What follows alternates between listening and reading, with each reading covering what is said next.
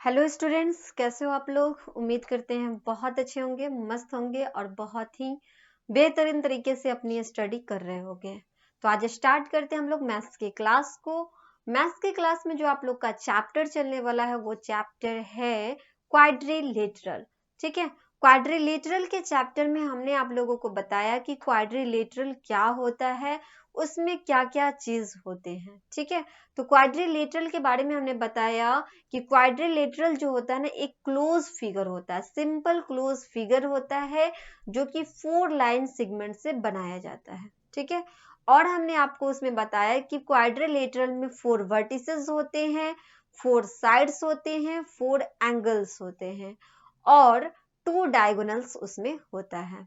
ठीक है, तो इन सारे चीजों का डिस्कस हम लोगों ने पिछले क्लास में किए हैं, बाकी जो होगा वो आज के क्लास में हम लोग करेंगे। ठीक है, तो आते हैं सबसे पहले हम लोग चैप्टर पे, फिर हम लोग क्या करेंगे, उसके क्वेश्चन को देखेंगे किस टाइप से आप लोग का क्वेश्चन पूछा गया है। ओके, तो ये हो जाएगा आप लोग का चैप्टर जिसमें पिछले क्लास में हमने डिस्कस किया 4 साइड के बारे में, 4 एंगल्स के बारे में, 4 वर्टिसेस के बारे में एंड 2 डायगोनल्स के बारे में। ओके, उसके बाद हमने आपको इसी क्लास में बताया कि अपोजिट साइड क्या होता है, अपोजिट एंगल्स क्या होते हैं, एडजेसेंट साइड क्या होता है एंड एडजेसेंट एंगल क्या होते हैं। ठीक है, तो इन सारे चीजों का डिस्कस हमने पिछले क्लास में किया है, वो आप लोग देख सकते हो पिछला वीडियो जो हमने बनाया उसमें। आज के क्लास में अगर हम लोग स्टार्ट करेंगे तो स्टार्ट करने वाले हैं यहाँ से। तो सबसे पहले अगर इस फिगर को आप देखो, इसमें अगर क्वेश्चन आपसे पूछा जाए कि क्या ये फिगर जो है क्वाड्रिलेटरल होगा, क्या ये जो फिगर बनाया गया है क्या ये एक क्वाड्रिलेटरल होगा, तो आप देख सकते हो कि ये क्वाड्रिलेटरल नहीं होगा, क्योंकि यहाँ पे ये दोनों जो लाइन है एक दूसरे को क्या कर रहा है, इंटरसेक्ट कर रहा है। तो यहाँ पे आपसे वही पूछा गया है कि the figure given below is also a figure obtained by joining 4 line segment. ये 4 लाइन सेगमेंट से इसको बनाया गया है, ये फिगर को। एक लाइन सेगमेंट है ए बी, दूसरा है बी सी, तीसरा है सी डी और चौथा है डी ए। मतलब ए बी यहाँ से आया बी सी और सी डी और चौथा हो गया डी ए। 4 लाइन सेगमेंट से इसको बनाया गया है और आपसे ये पूछा जा रहा है कि A B B C C D और डी ए क्या ये क्वाड्रिलेटरल होगा, but A B C D is not a quadrilateral. ये जो हमने फिगर ड्रॉ किया यहाँ पे, ये जो फिगर है एक क्वाड्रिलेटरल नहीं होगा। क्यों नहीं होगा? Since this line segment intersect at a point other than their end point। यहाँ पे जो लाइन सेगमेंट है वो एक दूसरे को क्या कर रहा है, इंटरसेक्ट कर रहा है। ये लाइन सेगमेंट इस लाइन सेगमेंट और इधर ये देख सकते हो ये, तो यहाँ किसी पॉइंट पे इसको क्या कर रहा है, इंटरसेक्ट कर रहा है ना, इसलिए इसलिए ये क्या होगा, क्वाड्रिलेटरल नहीं होगा। क्लियर है, ये क्वाड्रिलेटरल नहीं होगा। आगे हम लोग जानेंगे क्या कन्वेक्स एंड कनकेव क्वाड्रिलेटरल क्या होता है।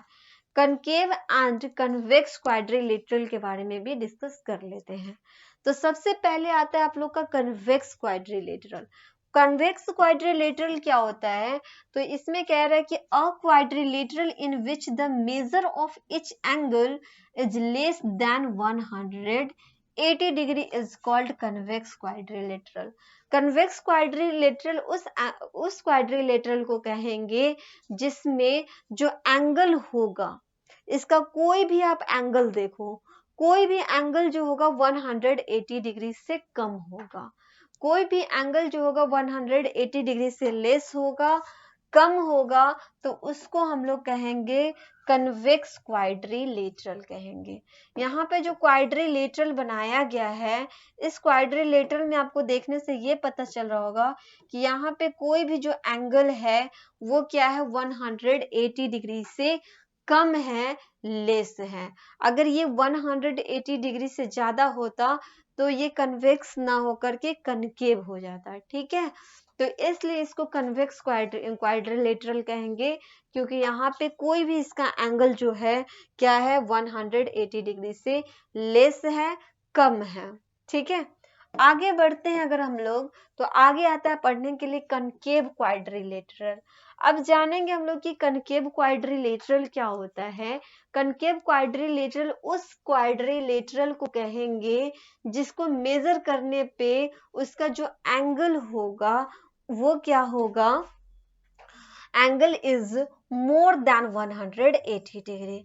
अगर 180 डिग्री से ज्यादा अगर हो जाए एंगल तो उसको कनकेव क्वाड्रिलेटरल कहेंगे, is called a concave quadrilateral. तो यहाँ पे आप देखो ये जो क्वाड्रिलेटरल बनाया गया है 4 लाइन सेगमेंट से बनाया गया है, इसको इस तरह से ड्रॉ किया गया है, ठीक है। तो ये वाला जो एंगल बन रहा है, ये वाला जो एंगल बन रहा है क्या हो रहा है, 180 डिग्री से ज्यादा बन रहा है। यहाँ पे जो एंगल बना पी क्यू आर एस, तो यहाँ पे आप देख सकते हो 4 एंगल है, सॉरी 4 लाइन सेगमेंट से ड्रॉ किया गया है इसको, लेकिन यहाँ पे जो एंगल बन गया है वो क्या है, तो 180 डिग्री से ज्यादा है। आपसे वही बात हमने कहा कि अगर 180 डिग्री से ज्यादा कोई एंगल हो तो उसको हम लोग कहेंगे कनकेव क्वाड्रिलेटरल। क्लियर है, तो उसको हम लोग क्या कहेंगे, कनकेव क्वाड्रिलेटरल कहेंगे।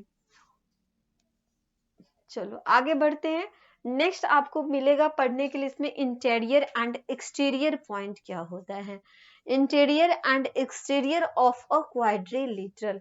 अब क्वाड्रिलेटरल में इंटीरियर पॉइंट किसको कहेंगे, एक्सटीरियर पॉइंट किसे कहेंगे, उसके बारे में भी डिस्कस कर लेते हैं, ठीक है।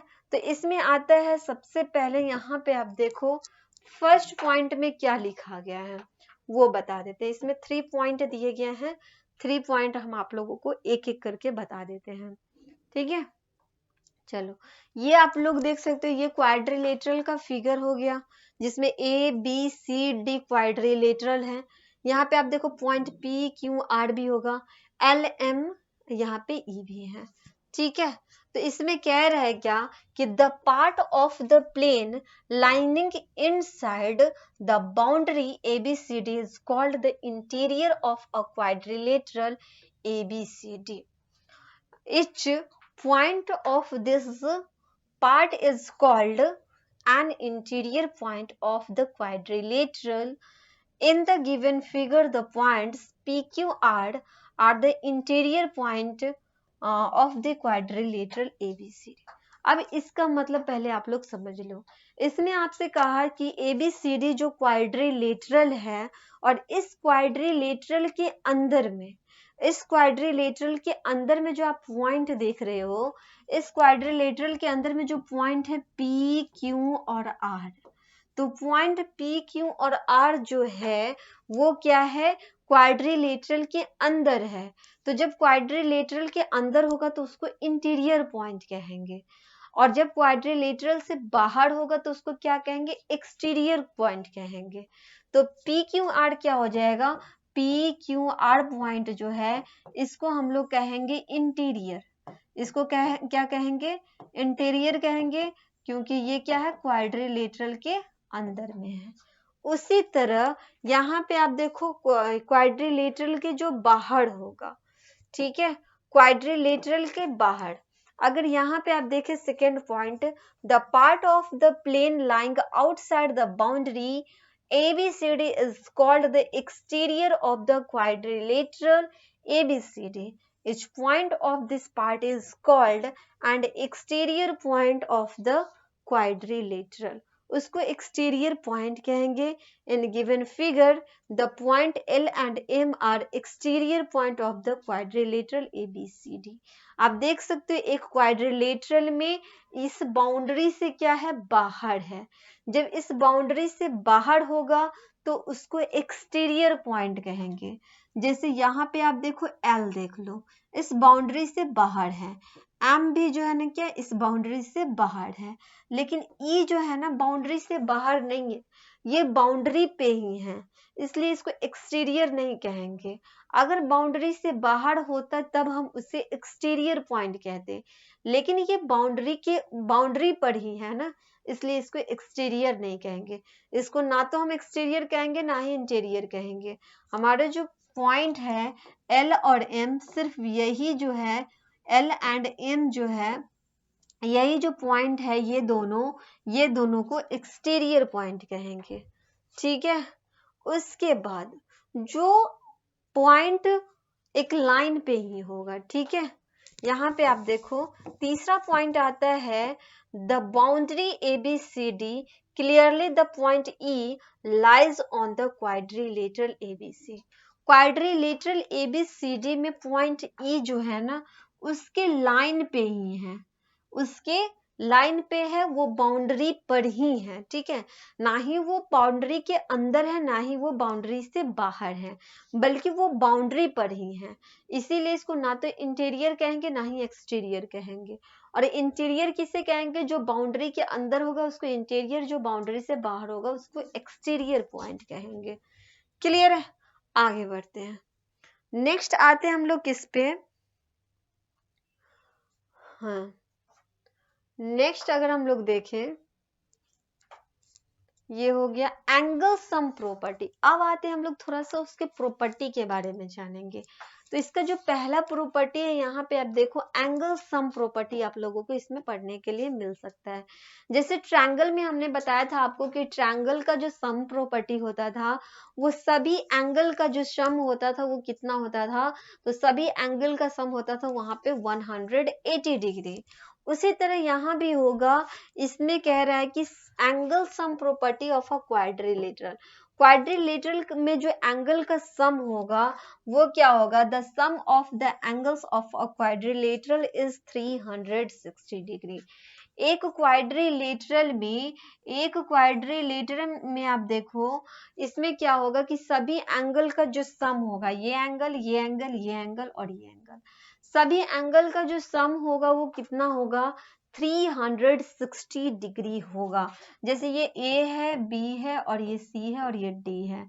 जब सबको सम करोगे angle A plus angle B plus angle C plus angle D जब करोगे सभी एंगल का सम होना चाहिए 360 डिग्री होना चाहिए। जैसे एक ट्रायंगल में जब करते थे ना सभी एंगल को सम 180 डिग्री, उसी तरह इसमें भी है, सभी एंगल का सम क्या हो जाएगा? 360 डिग्री हो जाएगा। क्लियर है? तो एक चीज यहाँ पे आप लोगों को ये जानना होगा इसमें। बाकी आगे का जो क्वेश्चन आपसे पूछा जाएगा वो अब हम आप लोगों को थोड़ा बता देते हैं। क्वेश्चन किस टाइप से आप लोग का पूछा जाएगा? क्वेश्चन आपसे इस टाइप का भी रहेगा जो कि आप लोग देख सकते हो। इसमें आप देखो क्या पूछा गया, the angles of a quadrilateral are in the ratio 1:2:3:4 find the measure of each of the four angles। आपसे इसमें कह रहा है कि 4 एंगल्स जो है ना सबको मेजर करके बताना है कि कितने कितने डिग्री का ये एंगल बनेगा। और यहाँ पे जो एंगल आपको दिया गया है किसमें दे दिया गया है? एक रेशियो में दे दिया गया है, ठीक है। ये किसमें दिया गया? रेशियो में दिया गया है। तो ये मान लेते हैं कि ये एंगल A होगा, ये एंगल B होगा, एंगल C होगा, एंगल D होगा। एंगल A जो है 1 है, एंगल B 2 है, एंगल C 3 है, एंगल 4 क्या है? एंगल D जो है एंगल 4 है, ठीक है। तो इसको जो है x से सब में मल्टीप्लाई कर देंगे। x से सब में मल्टीप्लाई करेंगे तो ये x में 1 से करेंगे तो x डिग्री एक एंगल होगा। दूसरा क्या हो जाएगा? 2x हो जाएगा। तीसरा 3x हो जाएगा। चौथा क्या हो जाएगा? 4x हो जाएगा। मतलब यहाँ पे x, 2x, 3x और 4x क्या हो जाएगा?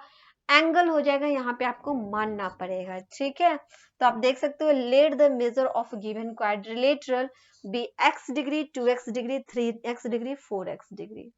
ओके, देन अभी जस्ट हमने आपको बताया सम प्रॉपर्टी, है ना। एंगल सम प्रॉपर्टी अभी बताया क्वाड्रिलेटरल में, तो इसको सबको सम कर देंगे। x plus 2x plus 3x plus 4x equal to कितना हो जाएगा? 360 डिग्री होगा। इसके बगल में हम लोग लिखेंगे the sum of angles of a quadrilateral is 360 degree. Quadrilateral में सभी एंगल का जो सम होता है वो होता है 360 डिग्री होता है, इसीलिए यहाँ पे इक्वल में क्या करेंगे? 360 डिग्री कर देंगे। क्लियर है। जब यहाँ पे सम करोगे तो 4 और 3 7 7 और 2 9 9 और 1 कितना हो गया 10 हो गया, मतलब 10x आया। 10x इक्वल टू क्या लिखेंगे 360 डिग्री लिख देंगे। यहाँ से x का वैल्यू फाइंड करेंगे, x इक्वल टू हो जाएगा 360 और ये मल्टीप्लाई में है इक्वल के, जब हम लोग इसको दूसरे साइड भेज रहे हैं तो ये मल्टीप्लाई में है, दूसरे साइड में भेजेंगे डिवाइड में आ जाएगा। अब यहाँ पे x इक्वल टू कितना हो जाएगा, x इक्वल टू 36 हो जाएगा। क्लियर है। जब ये 36 हो गया तो सभी में आप वैल्यू यहाँ पे पुट कर सकते हो, x का वैल्यू सब में पुट करो। यहाँ पे x डिग्री है, मतलब ये जो एंगल बनेगा 36 डिग्री का बनेगा। दूसरा एंगल है 2x, तो उसमें क्या करना है 36 से 2 में मल्टीप्लाई करोगे 72 डिग्री, 36 से 3 में मल्टीप्लाई करोगे 108 डिग्री, 36 में 3 सॉरी यहाँ पे 36 में 4 से मल्टीप्लाई करोगे 144 डिग्री होगा। तो यहाँ पे जब सभी एंगल को सम करोगे ना तो यहाँ पे भी आपको कितना आ जाएगा 360 डिग्री हो जाएगा। क्लियर है। तो इस तरह से आपका क्वेश्चन पूछा जाएगा, जो कि रेशियो में भी हो सकता है, कुछ भी पूछा जा सकता है, टाइप आपका यही होगा। और ये क्वेश्चन आप लोग का हो गया कंप्लीट। बाकी का जो प्रोसेस है उसको हम नेक्स्ट क्लास में बताएंगे। फिर मिलते हैं हम आप लोगों से नेक्स्ट क्लास में। तब तक के लिए आप लोग रिवीजन करो, प्रैक्टिस करो, अच्छे से आप लोग तैयारी करते रहो। Okay bye and thank you.